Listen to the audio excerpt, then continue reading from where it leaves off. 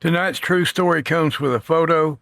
I've attached it as a thumbnail to this video. Be sure to check it out. I wish I had the editing software to clip it in the video. Believe me, I've looked, I've tried. So sorry about that. But this comes from Brittany M, and it happened in 2005 in Soddy Daisy, Tennessee. Now, in the photo, if you look on the wall, you can see it's almost like a negative where the light casts through where it shouldn't and also stays where it shouldn't on the wall. And it looks like a bearded gentleman. You can see barely his ear poking through all that hair. It's very prominent. Well, this light source was a window, and where it came from, it was entirely too tall for a person to be standing there. Well, in the photo, you can see her boy at the time, who's grown now, but like I said, 2005, reacting to what he thought was his grandfather at first. This was his grandfather's place, who's a paraplegic. And of course, that was impossible because this man was standing tall, but did have a very prominent beard. Well, this wasn't the first time that it was seen by any means. You see, Brittany herself had moved out.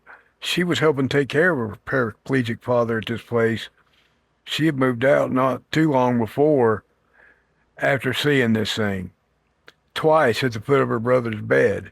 And one time, her brother's best friend, we'll call Jimmy, he woke up and saw this thing and crawled into bed with Brittany. And he caught a lot of flack, for crawling into bed with his grown sister. But Jimmy saw it. Brittany saw it twice. The second time she saw it, the first time she gaslighted herself and tricked herself into thinking that she imagined it. Well, the second time she saw him full on and coming straight towards her and vanished. She said that night she literally beat down her father's door and told him he had a ghost in the house and she was leaving. And that's exactly what she did. She beat a path out of that house and didn't come back. Well, the photo was taken. Her granddad, or her dad, the boy's granddad, stayed in that house about another 6 months. And that photo was taken here, and it shows him reacting to whatever figure that is there on the wall. Well, Brittany says she went on to see it one more time back in 2015 in the house that she's currently staying in.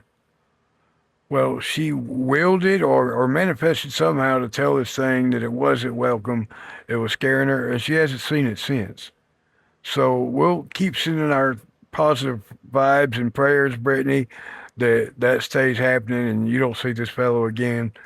She thought it was a familial spirit, and then one of her friends, after the fact, let her know that her grandfather had passed in that very house. So it's never really been evil per se, just jump scare, kind of scary. But thank you, Brittany, for submitting your photo and your story. Thank you guys. Keep sending me your stories and suggestions. That's been Jay's Haunted Appalachia for tonight. Keep Appalachia haunted, y'all.